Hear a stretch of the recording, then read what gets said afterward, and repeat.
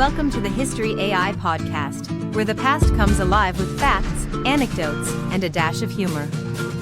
Here are your hosts, Chuck and Marco. Welcome to another episode of the History AI podcast, where history meets investigation, and all is revealed. I'm Chuck. And I'm Marco. Today, we're diving deep into a chilling chapter of history, Project 4.1. But first, a quick reminder, if you love diving into history with us, be sure to rate, subscribe, and share our podcast.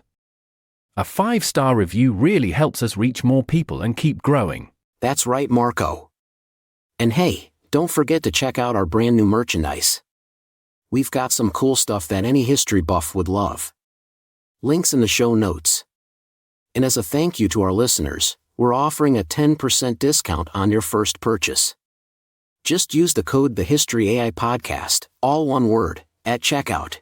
Plus, we're always eager to hear what you think. Suggest topics for future episodes through our social media channels. Your curiosity drives our content. Let's set the stage. The year is 1954. Imagine a world divided by ideological conflicts, capitalism versus communism, East versus West. This is the Cold War, a time of espionage, arms races, and geopolitical tensions simmering just below the surface. And amidst these global tensions, the United States is pushing the boundaries of nuclear technology, testing atomic and hydrogen bombs in remote corners of the planet to minimize international scrutiny and maximize security. One of these remote corners was the Marshall Islands, specifically the Bikini Atoll in the Pacific Ocean. It's a picturesque setting of blue waters and atolls, but beneath this paradise, military strategists and scientists are preparing for what would become the largest nuclear test the United States had ever conducted. We're talking about the Castle Bravo test. It was intended to be a major step forward in the development of thermonuclear weapons, part of Operation Castle. The expectations were high, and the stakes were even higher. The device was more powerful than any previous bomb tested by the US, with a yield of 15 megatons. That's about 1,000 times more powerful than the atomic bomb dropped on Hiroshima. But here's where things start to take a turn. The scientists had predicted the fallout range incorrectly. Instead of being contained to the uninhabited areas of the Bikini Atoll, the radioactive fallout spread far beyond, reaching inhabited islands and affecting populations who had little idea about the dangers they were about to face. The residents of the nearby atolls, US servicemen stationed in the area, and even a Japanese fishing boat, the Lucky Dragon, were all exposed to significant levels of fallout. The snow-like ash fell from the sky, contaminating water, food, and an entire way of life.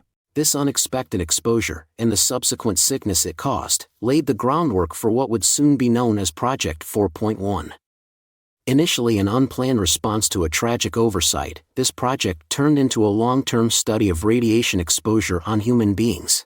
As Chuck just detailed, the Castle Bravo nuclear test went far beyond its intended boundaries, causing unforeseen exposure to radiation among the local population and others in the vicinity. What initially began as a medical response to this disaster gradually morphed into something much larger. Exactly, Marco. Immediately following the test, the U.S. Atomic Energy Commission, which was the lead agency for nuclear research and testing at the time, realized the scale of the exposure. The first step was purely observational. Doctors and scientists were sent to examine and treat the affected individuals for acute radiation symptoms. But as these initial efforts unfolded, the scope of the response quickly expanded. The project, officially named Project 4.1, was established to systematically study the biological and medical effects of nuclear fallout on a human population. The affected Marshallese, unknowingly and without consent, had become subjects in a long-term biomedical study. The leaders of this project included a mix of military personnel, government officials, and scientists. Among them was Dr. Robert Conard, a physician who was instrumental in leading the medical response and later the research efforts.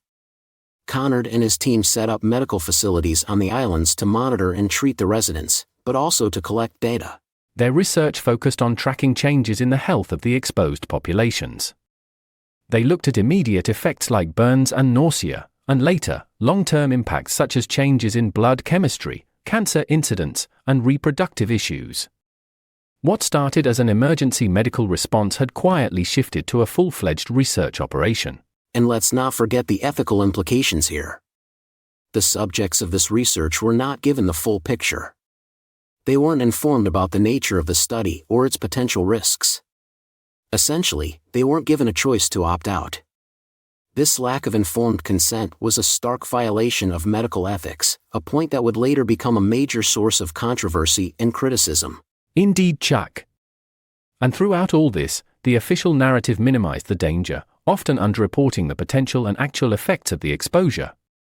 It wasn't just a study, it was also a public relations strategy to control the fallout, both literal and metaphorical. With the backdrop we've painted, let's delve into the specific timeline and the critical events that unfolded as part of Project 4.1. After the Castle Bravo test on March 1, 1954, it quickly became evident that the fallout was more extensive than anticipated.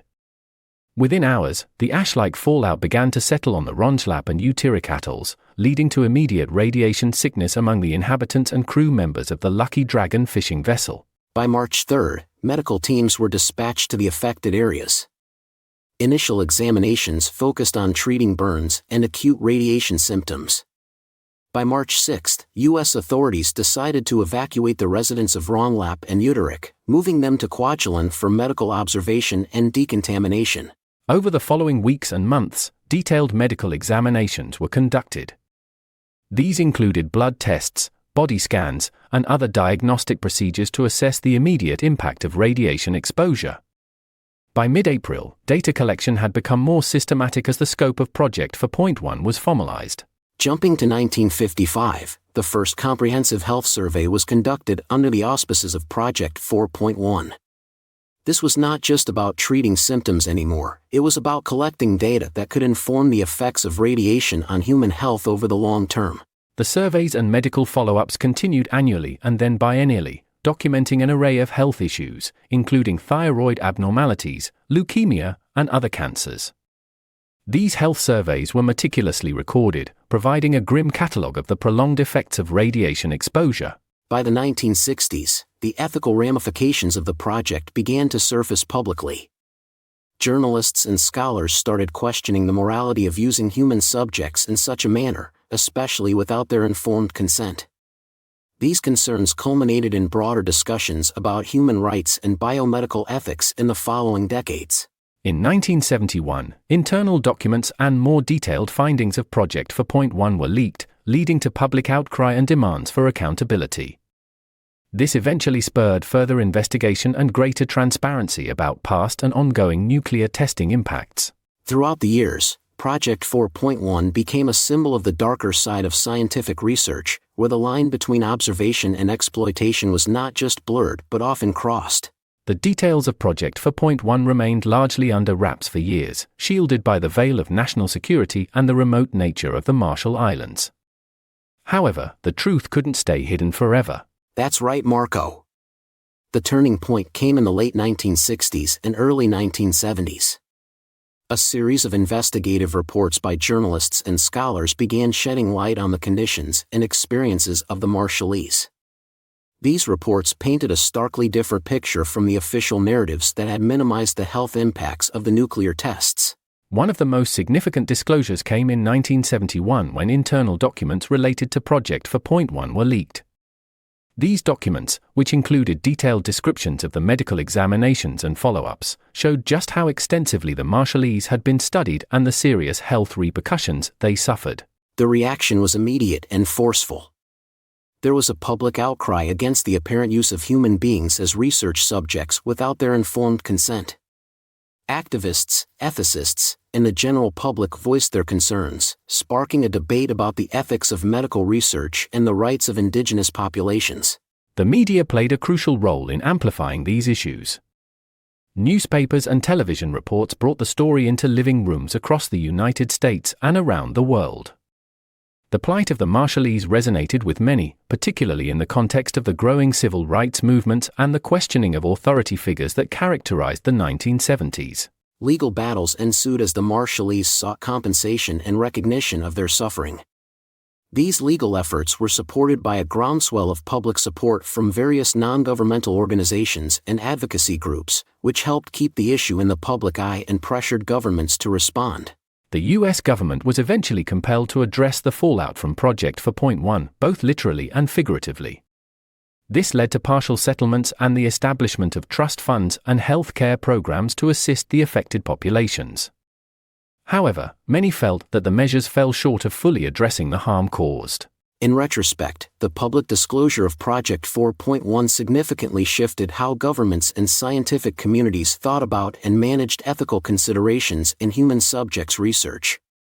It catalyzed a broader push towards stricter ethical standards and more robust informed consent protocols.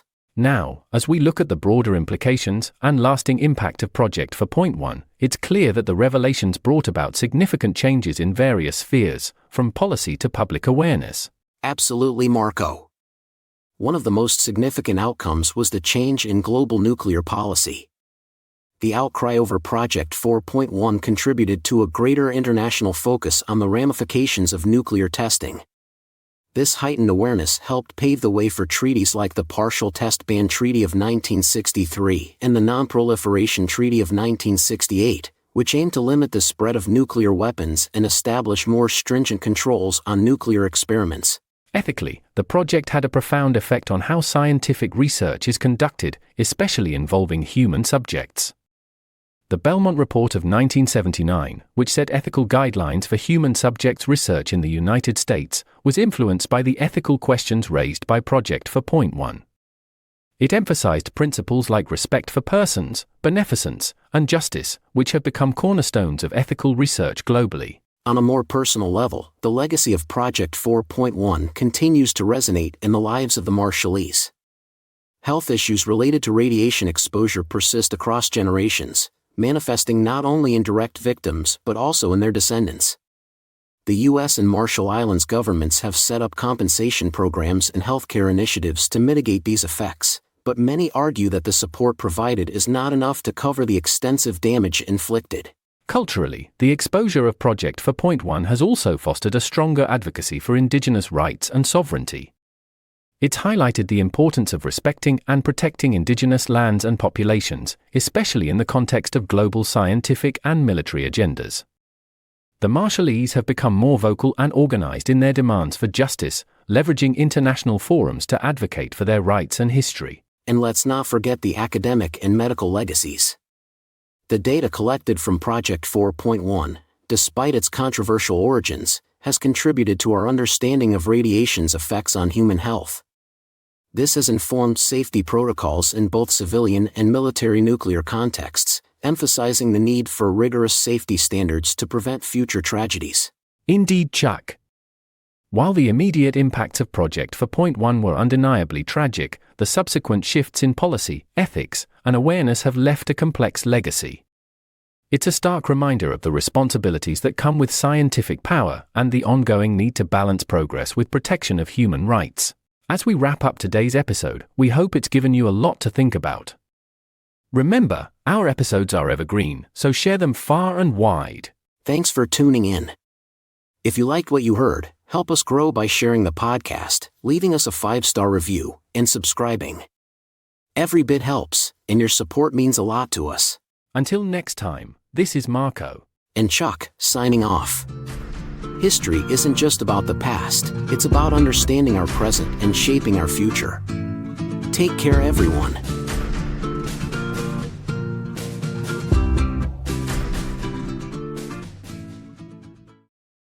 Looking for the perfect way to show appreciation for the incredible mom in your life?